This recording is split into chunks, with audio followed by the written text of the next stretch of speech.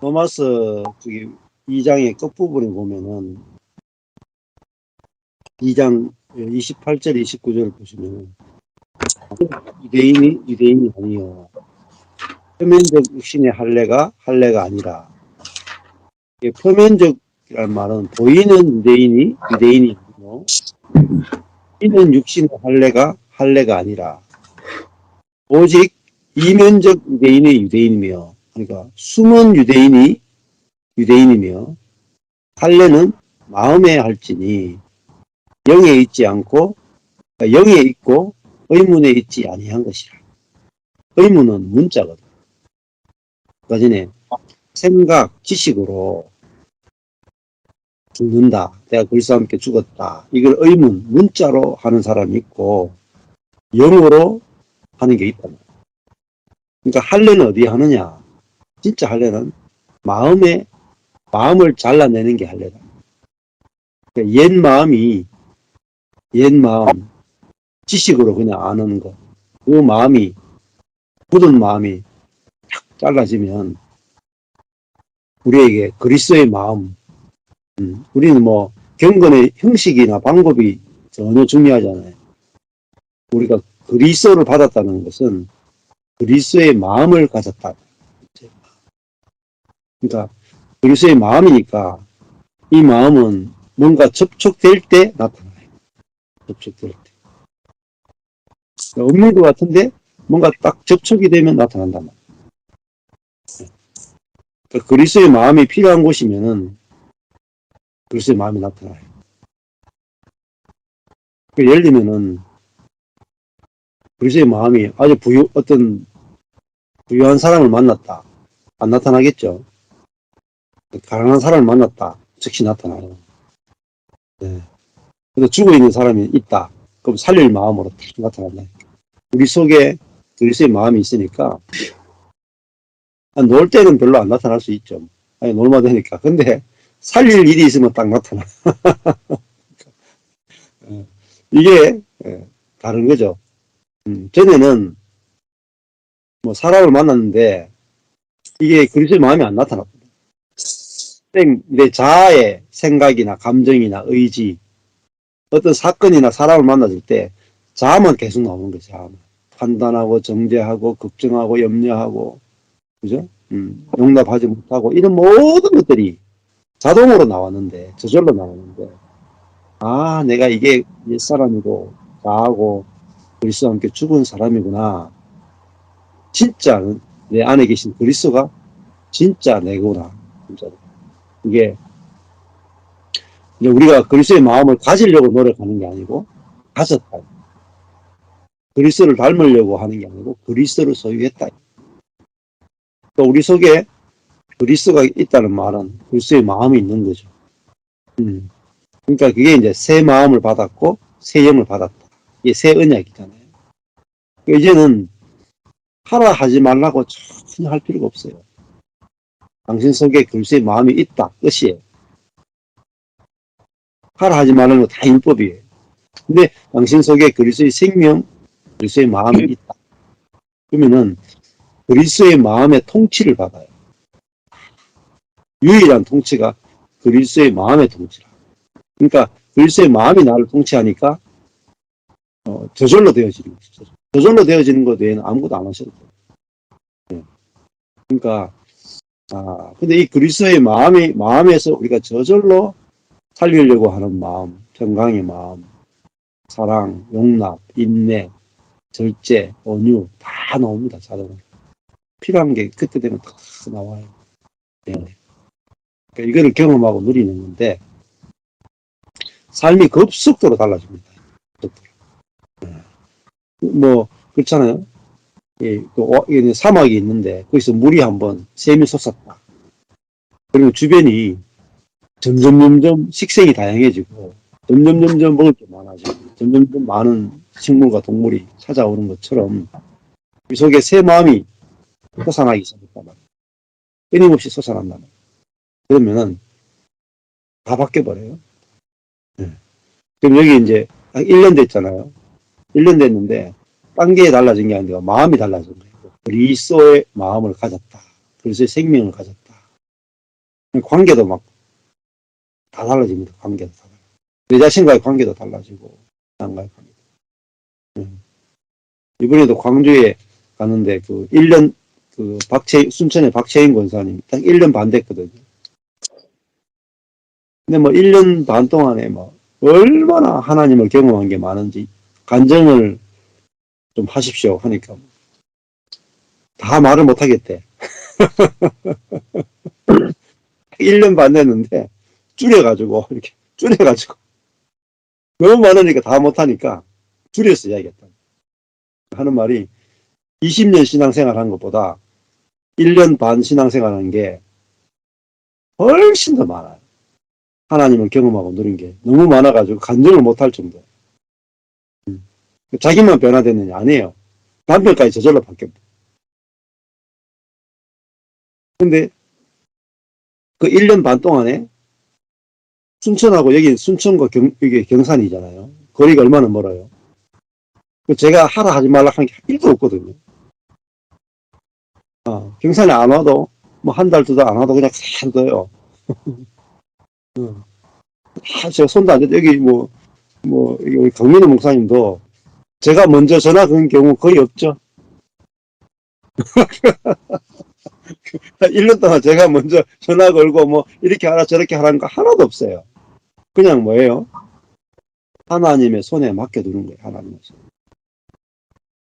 하나님이 하시도록 하나님의 손에 맡겨두고 율법이 없이 기다리는 거예요. 하나님의 손에 맡겨. 그랬더니 보세요. 제가 한 10년 동안 우리 지체들은 제가 딱 데리고 있으면서 10년 동안 양육했는데, 이런 간장 죽어도 안 나와요. 10년 해도 나올 수가 없어. 손도 안 됐잖아요, 제가. 손도 안 됐는데, 지금 1년 됐는데, 여기는, 적임 자매도 그렇고, 우리, 국민 목사님도 딱 1년 됐는데, 놀라운 간증이 나와요. 손도 안 됐는데. 이게 이제, 그리스도가 일하시고, 그리스도가 사역하는 거예요. 우리가 그리스도의 몸이 되어가지고, 머리 대신 그리스도를 직접 통치를 받는 거예요. 직접 통치. 그리스도의 마음으로 사라지고, 그리스도의 마음으로 하니까, 이제 정말 빨라요. 정말 빠르게 우리가 하나님을 누리고, 전할 수 있게 되는. 그래서, 이게 진짜 새 마음이구나, 새 마음. 그리고 그리스도의 마음이 마음으로 사는 세계구나. 근데 여기 보면은 이제 반대말이 의문이에요. 영에 있고 의문에 있지 않다. 의문하는 건요, 문자예요. 문자는 이런 거죠. 성경 해석을 얼마나 잘하느냐, 원어로 하느냐, 얼마나 정확하게 하느냐. 중요한 건요, 성경 해석을 정확하게 하는데 마음이 바뀌지 않았어. 성령의 마음이 아니에요. 예수의 마음이 아니라 자아가 성경을 연구하는 거예요. 마음이 없는 거죠. 그래서 우리 장모님도 처음 만나니까 아주 중요한 단어를 말해요. 마음을 안다. 이런 표현을 써요. 마음. 하나님의 마음을 만나. 영에 있다라는 것은 발음을 하면 마음에 있다라고 표현하시죠. 하나님의 마음을 아는 거잖아요. 이번에 이제 김명구 목사님, 서울의 김명구 목사님이 그 표현 가운데 참 좋은 표현입니다. 내가 너구리 고기를 먹은 게 아니고 아버지의 마음을 먹었다. 아버지의 마음을 먹었다는, 아버지가 너구리 고기를 딱 가지고 있다가 아들이 오면은 딱 내놓잖아요. 또 감도 딱 감춰뒀다가 아들이 오면 감을 딱 내놓는 거예요. 그러면 아버지의 마음을 먹었다 하는 건 뭐겠어요? 아버지의 사랑을 먹었다는 거죠. 그리고 성경에서 아버지의 사랑을 먹는 것이 진짜 먹는 거예요. 하라 하지 말라가 아니고 아버지의 거저 주시는 은혜와 사랑을 먹는 것이 그 아버지의 마음을 만나고 아버지의 마음을 먹는 거죠. 그러면 내 속에 마음이 저절로 이렇게 나오게 되고, 감을 먹을 때는, 아버지가 주시는 감을 먹을 때는 아버지하고 관계가 별로 안 만들어져요. 아무리 많은 감을 줘도 한 트럭으로 감을 줘가지고, 아버지가 감을 줘가지고, 감을 한 트럭 먹어도 아버지 마음하고 내 마음하고 달라. 그러면 소용없어요. 우리가 하나님 말씀 아무리 지켜도, 말씀은 지켜도 아버지 마음을 모르면은 소용없는 거예요. 근데 이제 김영호 목사님이, 감을 숨겨놨다가 감을 주시는데, 처음으로 아버지 마음이구나. 이게 감이 아니고 아버지 마음이구나 하고 감을 먹는데 아버지 마음을 딱 먹고 나니까 아버지와의 관계가 이전과 다른 관계가 돼버립니다. 아버지하고 싸울 일이 없어. 모든 아버지 사랑으로 다 느껴지죠. 근데 누가복음 15장에 가보면은 큰아들이 있죠. 큰아들. 아들이 뭐냐면은 의문의 세계. 문자에 속한 아들이잖아요. 영이 없어. 아버지 마음이 없어. 그래서 큰아들은 아버지하고 사는데 아버지의 말씀을 어긴 적이 한 번도 없어. 아버지의 모든 말씀을 지키는데 문제는 아버지 마음은 1도 없어요. 1%도 없어요. 그러니까 자기 동생이 그만 죽게 됐다 가지고 정말 완전히 굶어가지고 거지가 돼가 오는데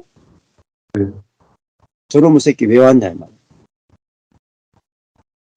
가만두면 안 된다. 회개시켜야 된다. 받아주면 안 된다. 용납해주면 거저 받아주면 안 된다. 확실한 회개를 받고 확실한 생각을 받고 와야 된다. 그러니까 근데 아버지는 막 잔치를 벌이고 있죠. 아버지 둘째 아들이 돌아가는 것 때문에 기뻐가 막 잔치를 벌이고 있는 게 아버지 마음이잖아. 둘째 아들이 죽었다가 살아왔다. 아버지 속에는 기쁨밖에 없어. 근데 첫째 아들은 아버지의 마음을 모르는 거예요. 아버지의 명은 다 지키지만 아버지 마음을 몰라요. 그러니까 뭐예요? 잔치에 들어갈 수 없는 거예요. 천국에 못 들어가는 거예요. 자기 삶이 천국이 안 되는 거예요. 잔치가 안 벌어지는 거예요. 그러니까 왜 우리 인생에 잔치가 없느냐? 아버지 마음을 몰라서. 그러니까 조금도 정죄하지 않는, 오히려 죄를 지은 자에게 더 큰 은혜로 씻어주고 덮어주고 잔치를 베풀어주는, 내 그대로 사랑하는 그 아버지의 마음을 몰랐다. 그러니까 아버지 마음을 모르니까 잔치가 안 벌어지는 거예요. 잔치가. 우리 인생의 잔치가 안 벌어지는 거예요. 이 이야기가 구약에 가면 요나스예요. 요나스를 보면은 요나 선지자가 그 아버지 마음을, 그러니까 어느 정도는 알아요. 누구보다도 아버지 마음을 아는데, 사실은 요나 선지자는 하나님이 얼마나 인자하고 자비로운지 알아요. 그래서 니느웨에 가서 딱 전화기만 하면 확 다 뒤집어질 걸 알아. 근데 문제는 아버지 마음을 아는데 아버지 마음이 여기 자기 밖에 있어. 그래가지고 니느웨가 회개하고 돌아온 다음에 열받아가지고 밖에 이렇게 있잖아요. 이거 망하지 않느냐 하면서. 요나서는 하나님의 마음을 보여주는 책이에요. 요나서. 굉장히 중요한 책입니다. 그래서 니느웨에 있는 좌우를 분별치 못하는 모든 짐승과 사람에 대해서 그들의 존재 그대로 하나님이 얼마나 귀하게 여기신가를 보여주는 책이 요나서거든요. 그래서 결국은 요나서의 마지막에 가면 하나님이 자기 마음을 이야기해요. 너는 박넝쿨 하나 때문에 이렇게 슬퍼하는데 나는 이 니느웨 성에 있는 이 많은 사람을 내가 창조하지 않았느냐. 내가 창조한 이 사람에 대해서 내가 어떻게 불로 심판해서 다 죽일 수 있겠느냐. 그래서 내가 이들을 긍휼히 여긴다. 하나님의 긍휼과 하나님의 사랑을 보여주는 게 요나서라고 했어요. 그래서 결국은 나중에 요나가 하나님의 말씀에 설복을 당해요. 그게 요나서 결론이거든요. 그 다음에 호세아서 한번 보시면은, 호세아서도 그래요. 호세아서도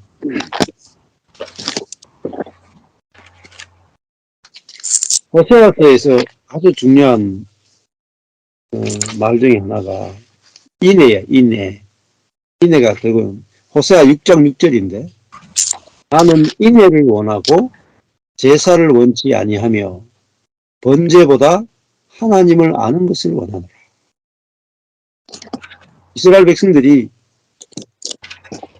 이 호세아는 북이스라엘 사람들을 대상으로 활동했던 선지자가 호세아 선지자예요.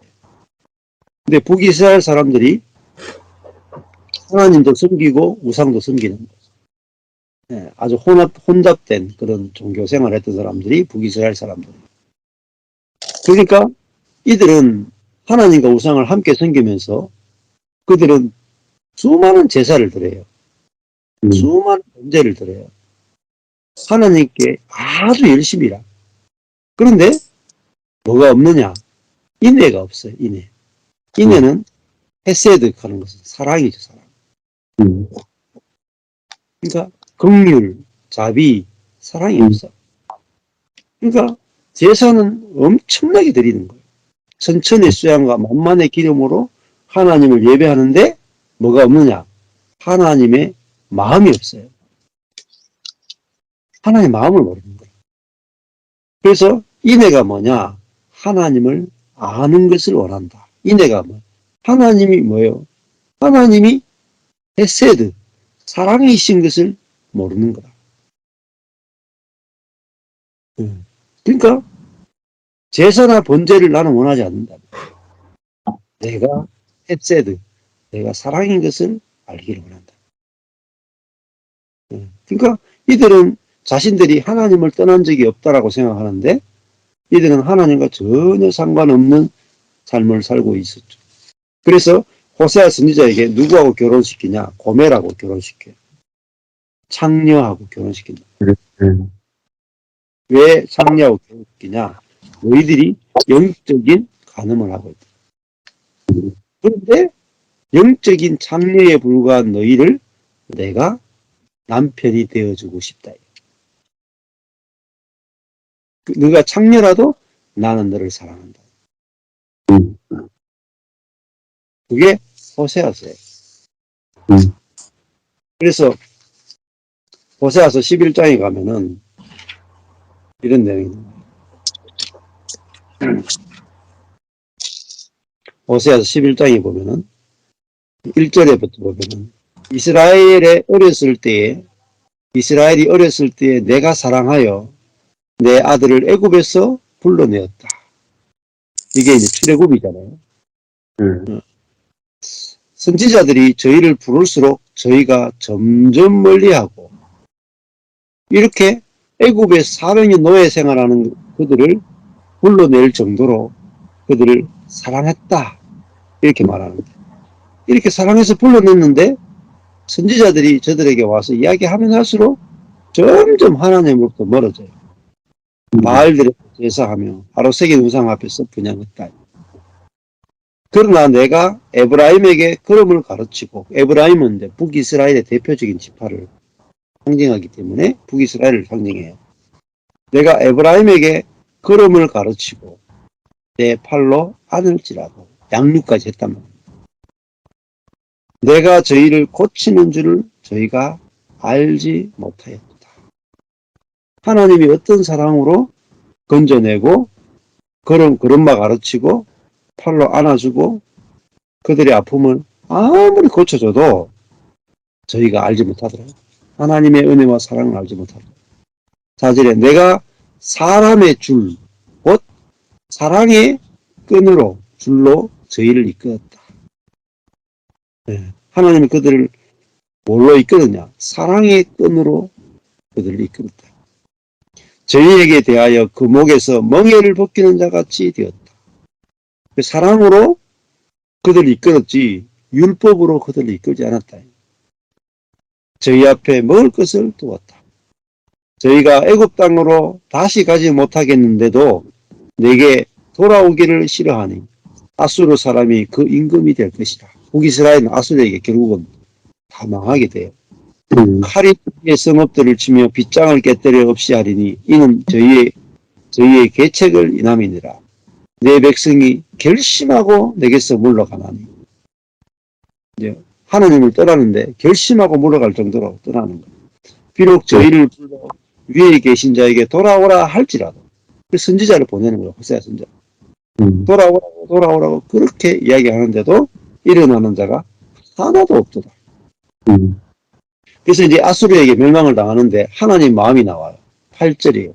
이게 하나님 마음이에요. 에브라임이여 내가 어찌 너를 놓겠느냐. 이스라엘이여 내가 어찌 너를 버리겠느냐. 내가 어찌 너를 아드마같이 놓겠느냐. 어찌 너를 스보임같이 두겠느냐. 여기 아드마나 스보임은 소돔과 고모라 같은 버림받은 성이다. 내 마음이 내 속에서 돌아서 나의 긍휼이 온전히 불붙듯 하는다. 하나님의 마음이 나오죠. 내 마음. 네. 하나님의 마음이 어떻게 돼요? 속에서 뒤집어진다. 속에서 뒤집어진다. 이스라엘을 보면은 그 이스라엘이 멸망의 길로 가는데 하나님이 속에서 뒤집어지는 거예요. 뭐예요? 긍휼이 불붙듯 한다. 하나님이 이스라엘 보는데 막 심판이 불붙듯 하는 게 아니라 긍휼이 불붙듯 하는 거예요. 근데 어느 순간 불붙냐? 온전히 불붙듯 하는 거예요. 그래서 결국은 이 하나님께서 어떻게 되냐? 11장 9절에 가요. 내가 나의 맹렬한 진노를 바라지 아니하며 내가 다시 에브라임을 멸하지 아니하리니 이는 내가 사람이 아니요 하나님이라.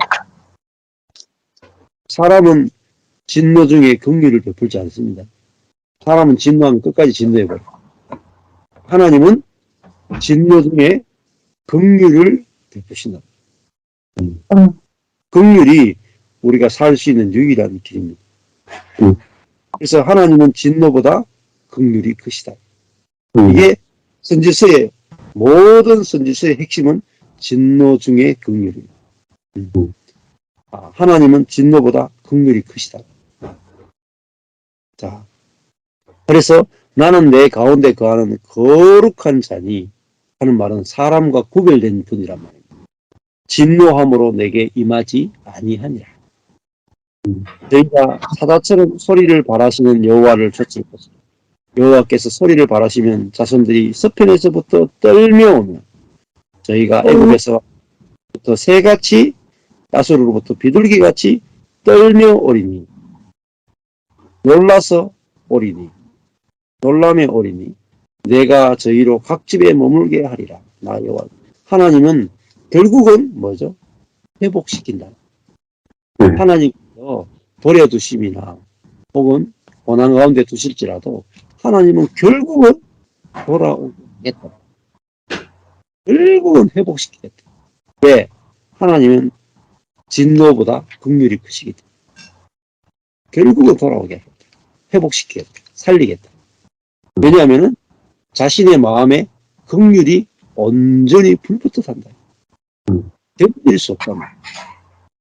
그러니까 우리가 붙을 수 있는 것은 이 하나님의 긍휼, 인애밖에 없단 말이야. 그래서 하나님의 인애와 긍휼을 알면 하나님께 돌아가.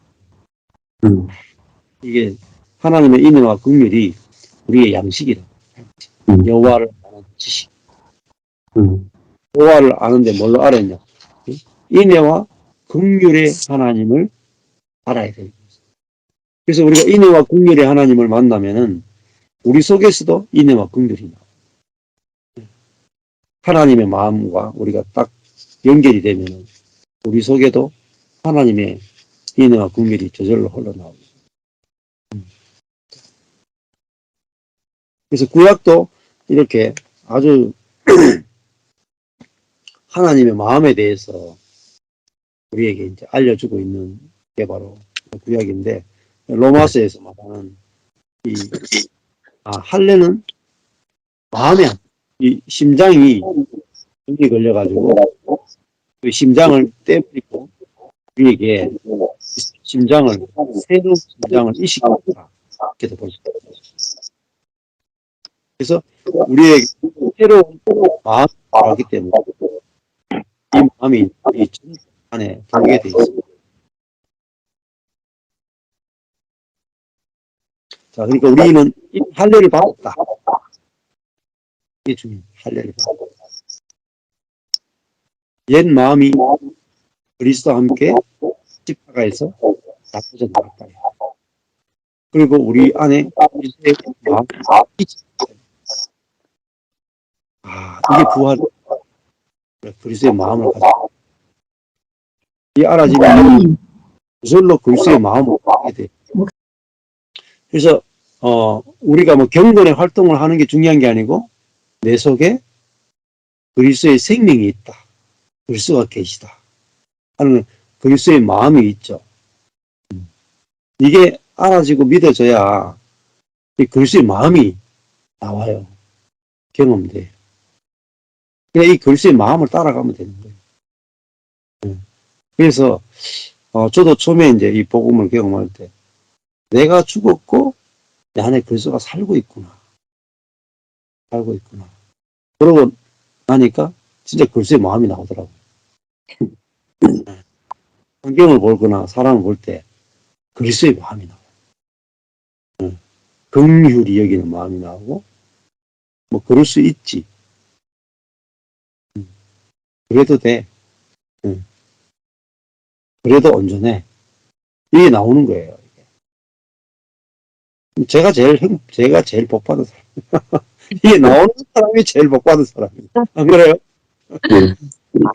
상대방은, 이 나오면 상대방도 복 받지만, 상대방은 밖에서 받잖아요. 나는 안에서 받아요, 안에서. 내 마음이 천국인데, 뭐. 글쎄, 마음이 천국인데. 상대방을 판단하고 정죄하는 것이 안 나오는 게 천국 아니겠어요? 내 마음 속에서 나를 판단하고 상대방을 판단하고 정죄하는 이것이 나오면 내가 괴롭단 말이에요. 스트레스가 되고 화가 나고 짜증이 나고 디프레스가 되고. 근데 내 안에서 판단하고 정죄하는 마음이 안 나오면 얼마나 행복한데. 안식이 되고. 내가 나를 봐도 안식이 돼. 고칠 게 없어. 그러니까 얼마나 행복해요. 내가 나를 봐도 고칠 게 없는데. 그렇죠? 그리스도의 마음이라니까. 그리스도의 마음. 고칠 게 없는데 무슨 경건에 뭐 활동이 뭐 좋아서 하는 거죠. 좋아서. 성경을 좋아서 보는 거죠. 그냥 봐야 돼서 보는 게 아니에요. 좋아서 보는 거예요. 연애 편지 봐야 돼서 보는 사람 있습니까? 응? 누가 연애 편지 보내면 막 연애 편지 꼭 읽어야 되는데 그렇게 보는 사람 아무도 없어. 연애에 빠지면은 막 제가 군대에 있을 때도 연애 편지 엄청나게 주고 받았거든요. 하루에 한 편씩 썼어. 하루에 한 편씩. 오는 족족 다 읽어. 왜 빨리 안 보내냐요. 빨리 안 보내냐. 의무가 1도 없어. 의무가. 예배건 헌금이건 기도건 뭐 말씀이건 봉사건 좋아서 하면은 병이 안 나. 그쵸? 근데 해야 돼서 하면 힘들다. 안 그래요? 그 남편이 이쁘면은 아내들이 반찬이 달라지죠. 남편이 이쁘면은 내가 막 한상 막 잔치상을 차려내도 하나도 힘든 게 없어. 근데 남편이 미우면은 반찬 하나 해주는 것도 막 바위를 드는 것 같아. 그쵸? 마음이 없는 거라, 마음이. 마음이 없는 상태에서 살락하면 그만큼 고생이 없어요. 안 그래요? 근데 마음만 있으면 고생이 되는 게 하나도 없어요. 아니, 자식을 위해서, 여러분이 자식을 위해서 하는 거 생각해 보세요. 애가 처음에 태어났을 때, 돌까지 내가 몸이 막, 여자분들 막 해산해, 해가지고 몸이 정상도 아닌데, 1년 동안 애 키우는 게 정상 일입니까? 잠도 못 자고 자기 몸이 망가지고 막, 어? 그런데도 1년 동안 애를 키우는데, 지금 생각해, 지금 키우지만은 고생이라고 생각이 안 들죠, 지금. 전혀 고생이라고 생각 안 들 거예요. 왜냐면 사랑하니까. 예. 근데 사람 없어 보세요. 1,000원짜리 하나 준 것도 원통하다니까. 소방기 사준 것도 원통. 그, 이제 사랑하면은 집 한 채 사줘도 괜찮아. 그쵸? 못 줘가지고 한이라. 못 줘가지고. 그 정도 마음의 문제예요. 마음. 그러니까 우리가 이 마음, 자기중심적인 아담의 마음이 잘라졌다. 이게 할례. 그러니까 옛 마음이 딱 잘라졌고 사단의 마음이 딱 잘라졌고 그래서 죄에 대해서 죽었다. 우리 몸에 있는 죄에 대해서 죽었다는 말은 사단의 마음에 대해서 완전히 잘라졌고 이제는 새로운 마음으로 사는 새로운 피조물이 됐다. 그럼 여기서 새 마음에서 모든 것들이 다 나와요. 사람을 만나거나 사역을 하거나 모든 것은 새 마음에서 다 나와요. 네, 말씀은 오늘 여기까지 하시면 됩니다.